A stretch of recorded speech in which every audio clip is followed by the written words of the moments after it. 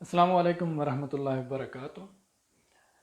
Beta, this video is very short and is continuity of our last video. Last video में हमने discuss किया था plants में गैसोस exchange, मतलब कार्बन डाइऑक्साइड और ऑक्सीजन का एक्सचेंज कैसे होता है, और हमने फोटोसिंथेसिस के बारे में डिस्कस किया था। अगर ये आपने नहीं देखी है तो प्लीज़ उसको लास्ट वीडियो में देख लें कि ये उसी टॉपिक का कंटिन्यूटी है। Because of shortage of time I could not make it. So in this video, so last was part 3, video part 3 on YouTube. Okay, now it is part 4. Part 4 में हम अभी शॉर्ट वीडियो जो है इसमें क्या discuss करना है, extra water कैसे एक्सक्रीशन होती है प्लांट्स में, और मेटाबॉलिक वेस्ट कैसे एक्सक्रीट आउट होता है प्लांट्स में। तो वीडियो पार्ट 4। अच्छा बेटा, आपने ट्रांसपायरेशन का नाम सुना हुआ है, पढ़ा हुआ है अपनी क्लासेस में। ट्रांसपायरेशन क्या चीज़ है? Transpiration from the leaves of the plant, extra water की क्या होती है, इवेपोरेशन होती है in the form of vapours. So पानी का इखराज पौधे के लीफ से वेपर्स की सूरत में होना, इसे क्या कहते हैं? Transpiration. So transpiration to purpose इसके लिए हो सकती है। नंबर 1 तो ये है कि प्लांट के पास, पौधे के पास एक्सेस वाटर है और उसको वो एक्सक्रीट करना चाहता है, तो वो उसको एक्सक्रीट करता है। दूसरा ये है कि हीट बहुत ज़्यादा है और पौधा जो है वो अपने इर्द गिर्द ह्यूमिडिटी पैदा करना चाहता है। जैसे आपको पसीना आना शुरू हो जाता है, वो एक या हमारी बॉडी का एक सिस्टम है, मैकेनिज़्म है। तो बॉडी को कूल डाउन करने के लिए बेसिकली पसीना आपको आता है। तो ट्रांसपायरेशन भी क्या है कि evaporation of water from the leaves of the plant is called transpiration. दूसरी बात एक और आपने पढ़ी है बेटा, ट्रांसपायरेशन पुल। अगर हम इसके साथ ऐड कर दें ट्रांसपायरेशन पुल, तो एक अगर प्लांट है, I am not good at drawing, so एक प्लांट है, उसके रूट्स हैं और यहाँ पर उसके ब्रांचेस, लीव्स हैं। सो यहाँ पे जाइलम के अंदर, जाइलम के ज़रिए क्या होता है, वाटर एंड मिनरल्स कैरी होते हैं और प्लांट के रूट से लेकर टेल एट द एंड ये ट्रेवल करते हैं। तो ये वाटर जो है एक चैनल के ज़रिए, एक जंजीर के ज़रिए, जैसे एक जंजीर समझ लें कि जंजीर दरमियान में ब्रोकन नहीं होता, एक रस्सी है दरमियान में टूट जाए तो उसको कहेंगे कि अनब्रोकन है, ये कनेक्टेड नहीं है। ओके, तो ये ऐसे चैनल जो है वाटर का कंटिन्यूसली कनेक्टेड होता है, ज़मीन से लेकर रूट हेयर से, रूट से लेकर till the leaves of the plant. तो ये पानी डिसकनेक्टेड नहीं होता बीच में। जैसे एक नलके के अंदर, आप नलके की एग्जांपल ले लें, हैंड पंप की एग्जांपल ले लें, तो उसका जो ज़मीन के अंदर जो पाइप होता है उसके अंदर वाटर का कंटिन्यूस एक कॉलम होता है। कॉलम समझते हैं ना, ऐसे जो होता है वर्टिकल एंगल में, तो कंटिन्यूस एक कॉलम होता है। तो आप ये देखें कि नलका जब सूख जाता है तो उसके अंदर पानी नहीं होता और नीचे वाला पानी और ऊपर वाला नलके के अंदर जो पानी होता है उसका डिस्कनेक्शन हो जाता है और नलका सूखा हुआ होता है। तो आप दोबारा पानी डालते हैं और फिर आप हैंड पंप को चलाते हैं और फिर उसके बाद क्या होता है कि वो पानी प्रेशर के ज़रिए अप हो के फिर वो कनेक्शन, और नलके के अंदर जो पानी होता है और नीचे वाला पानी जो है आपस में कनेक्टेड होता है। दिस इज कॉल्ड, कह सकते हैं कि एक कॉलम ऑफ वाटर है। तो यहाँ पर बेटा क्या है कि ट्रांसपायरेशन के ज़रिए से वाटर बाहर लीफ से निकल रहा है, इवेपोरेट हो रहा है, और नीचे वाला पानी जो है वो ऊपर आता जा रहा है, ट्रेवल करता जा रहा है। तो this is transpiration pull. Transpiration के की वजह से, ट्रांसपायरेशन की वजह से पानी में पुल पैदा हो गया, खिंचाव पैदा हो गया, तो ट्रांसपायरेशन पुल हो गया। तो इसकी वजह से बेटा क्या है, और ये जो पानी इवेपोरेट हो रहा है और पानी मुसलसल इसका वाटर कॉलम मौजूद है, तो पौधे के अंदर क्या होती है, स्टिफनेस आती है, वो टाइट हो जाता है। जैसे फॉर एग्जांपल एक आपका बाजू जो है ना वो सूजा हुआ हो या हाँ बिल्कुल टाइट हो, तो क्या होगा, वो स्टिफनेस आ जाएगी। इस जगह पे अगर सूजा हुआ हो तो फिर स्टिफनेस इतनी आ जाएगी कि ये मूव नहीं कर सकेगा, क्योंकि इधर प्रेशर बिल्ड हो गया है। तो मेरा कहने का मकसद यहाँ पे ये है, डिफरेंट एग्जांपल्स देकर, यहाँ हम प्लांट्स की बात कर रहे हैं, तो ये क्या है कि टर्जिडिटी पैदा हो जाती है प्लांट के अंदर। टर्गर प्रेशर भी आपने पढ़ा हुआ है, I am not gonna explain that one at this time. So turgidity plant के अंदर पैदा हो जाती है, जिस क्या मतलब क्या है कि पौधे के अंदर एक अकड़ाहट आ गई है और स्टिफनेस आ गई है और पौधा जो है वो अपने आप को सपोर्ट कर रहा है, ठीक है। तो वुड के अलावा यानी कि ये भी एक सपोर्ट का मैकेनिज्म है, इसके अंदर सपोर्ट होती है। बाकी ट्रांसपायरेशन पुल है, ट्रांसपायरेशन है, these are other thing. Okay, so extra water basically क्या होता है, प्लांट की अपना लीफ से क्या होता है, इवेपोरेट हो जाता है, निकल जाता है। तो ये वन मेथड है। सम ग्रासेस हैं, सम प्लांट्स हैं, ग्रास की एग्जांपल है, वो क्या करते हैं, एक्स्ट्रा वाटर को पौधे के लीफ से ड्रॉप्स की सूरत में खारिज करते हैं, directly drops. Okay, so that can be, so for example this is the leaf. तो क्या होगा, वाटर जो है वो exactly drops from the edges of the leaf और from the tip of the leaf. So क्या होता है, ये वाटर जो है ड्रॉप्स की सूरत में बाहर निकल रहा होगा। और ये भी एक इनका एक्सक्रीशन का मैकेनिज्म है। हम पढ़ रहे हैं excretion. Excretion is also one of the part of homeostasis, we have studied already in our last lectures. So extra water is removed by transpiration and also by drops of water from the surface, from the edges and from the tip of the leaf. This excretion, this type of excretion in the form of drops around the leaves, edges or tip of the leaf. So this is called guttation. Okay, you have to remember this terminology, Guttation. So guttation. So guttation, what is guttation? So you know it now. The next is other okay, one thing more, please don't confuse it with the dewdrops. What are dewdrops? जो शबनम के कतरे जिन्हें आप बोलते हैं, वो क्या होते हैं ड्यू ड्रॉप्स? ड्यू ड्रॉप्स तो कंडेंसेशन ऑफ वाटर है, वो वाला वाटर जो फिजा में मौजूद है, एयर में मौजूद है, वो वाटर कंडेंस होता है, ठीक है। और कंडेंस होने के बाद उसके ड्रॉप्स जो है ना वो ज़मीन पर रात के टाइम गिरे हुए होते हैं और सुबह जब आप उठते हैं तो हर चीज़ आपको वेट नज़र आती है। इवन कि आप बाहर अगर सो रहे हों तो अगर आपने ब्लैंकेट पहना हुआ है तो ब्लैंकेट भी वेट हो जाएगा। तो वो वेट जो है सरफेसेस, सुबह ग्रास भी वेट होता है, you might have observed. So that is शबनम, that is, those are dew drops. Okay, dew drops और गटेशन के ड्रॉप्स को कंफ्यूज नहीं करना है। गटेशन जो है वो प्लांट से निकल रहा है, मीनिंग जो वाटर के ड्रॉप्स हैं वो प्लांट से आ रहे हैं, जबकि ड्यू ड्रॉप्स जो हैं वो condensation of water in the atmosphere है, वो कंडेंसेशन ऑफ वेपर्स हैं, वो वेपर्स कंडेंस होकर वाटर की शक्ल में नीचे गिरे हैं। Okay, so these dewdrops and guttation, so these are different things. Guttation is related to plants and uh, and uh, and dewdrops are related to the environment. Okay, other metabolic waste की एक best example आपको दूं, जो आपने ये देखा है autumn season. Okay, autumn में क्या होता है, मौसम खिसा में, रफली it is in January, February, March. Okay, so in between this, so autumn में क्या होता है, दरख्तों के पत्ते पीले हो जाते हैं, येलो हो जाते हैं, येलो हो के वो आखिरकार गिर जाते हैं। और मार्च और ऑनवर्ड से फिर क्या होता है कि दरख्त जो है ना नए पत्ते उगाना शुरू कर देते हैं और हरियाली हो जाती है, ग्रीन हो जाते हैं।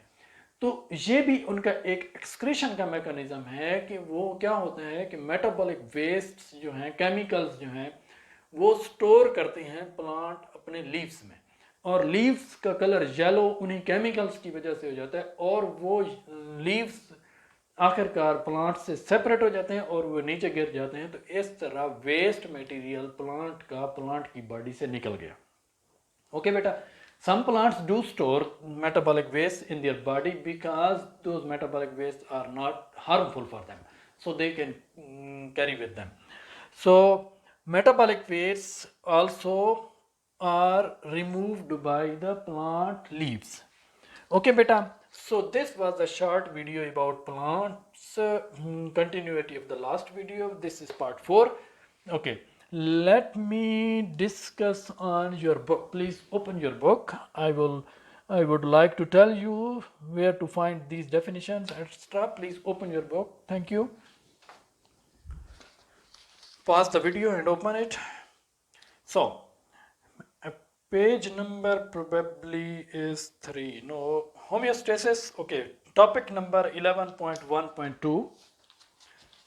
Topic number 11.1.2, removal of extra water. 11.1.2, find this, removal of extra water. So we know that plants obtain water from soil, okay, and it is also produced in the body during cellular respiration.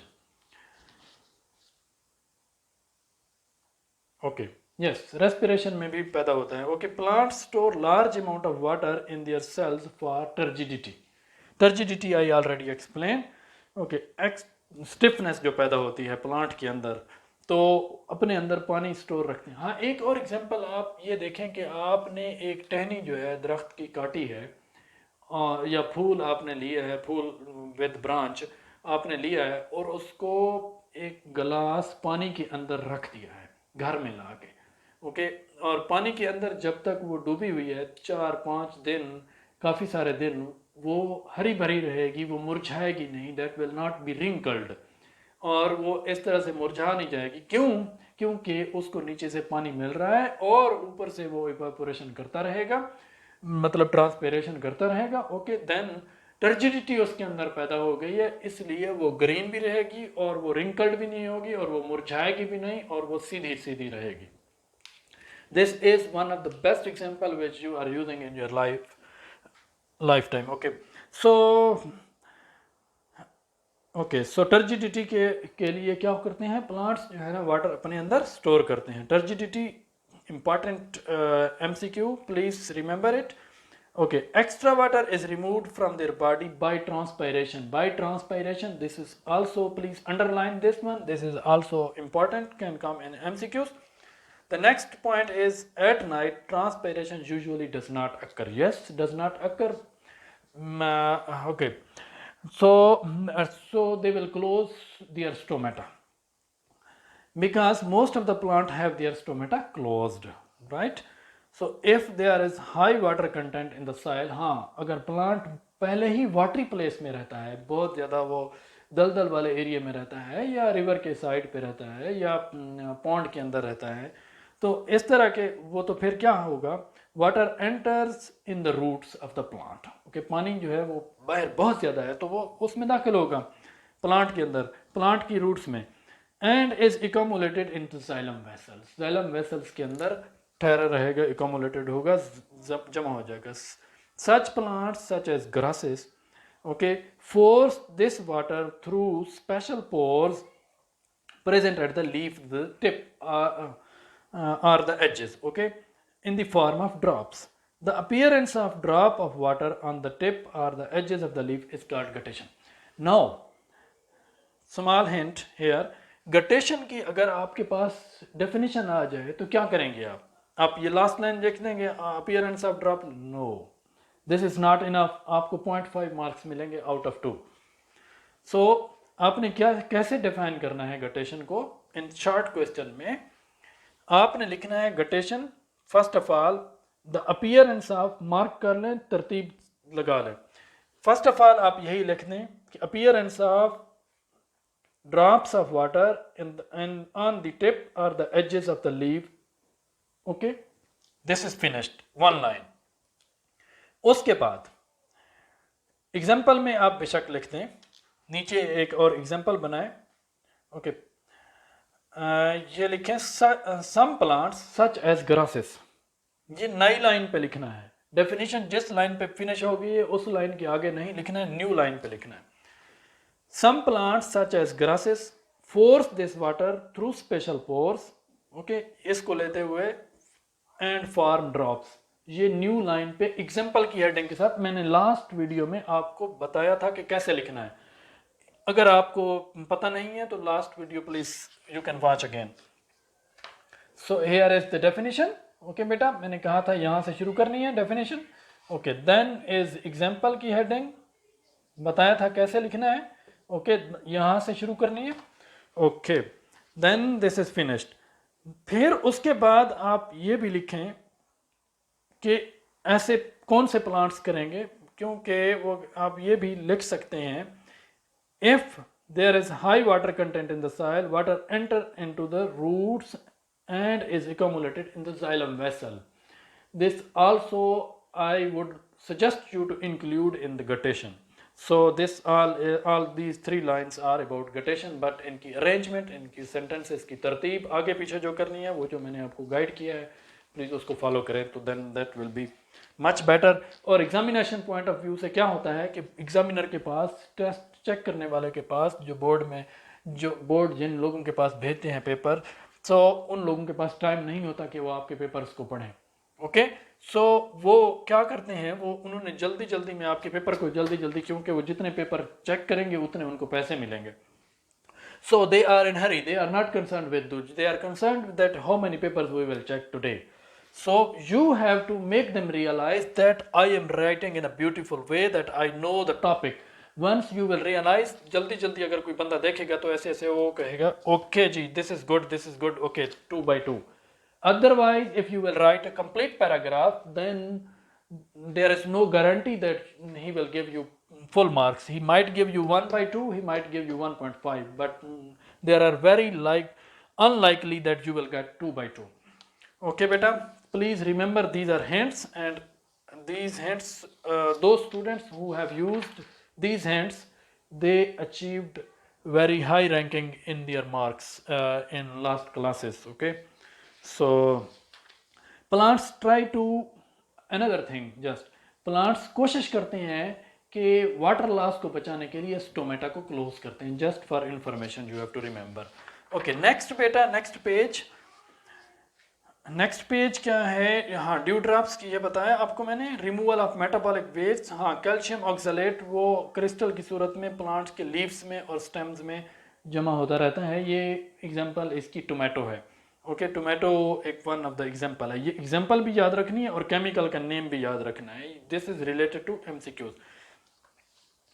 Okay, then बेटा next is next, हाँ, last two lines में अगर आप देखें, leaf fall की बात हो गई। Other waste material are removed from some plants. Yes, number 1 resin, gums, latex और म्यूसिलेज। 3 पॉइंट्स हैं बेटा, आपने याद रखने हैं। Gums,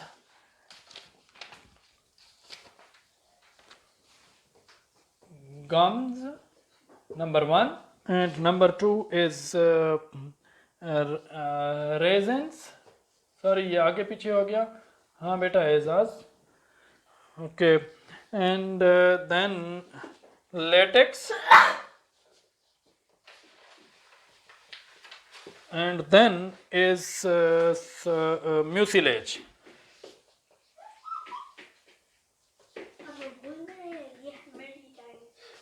My children are excited that what our Baba is doing. So okay beta, gums, resins and latex and mucilage. So these are 4 points you have to remember. Sorry for disturbance. You have to remember. Yes Baba, yes. What do you have to remember? No, not Esas has to remember.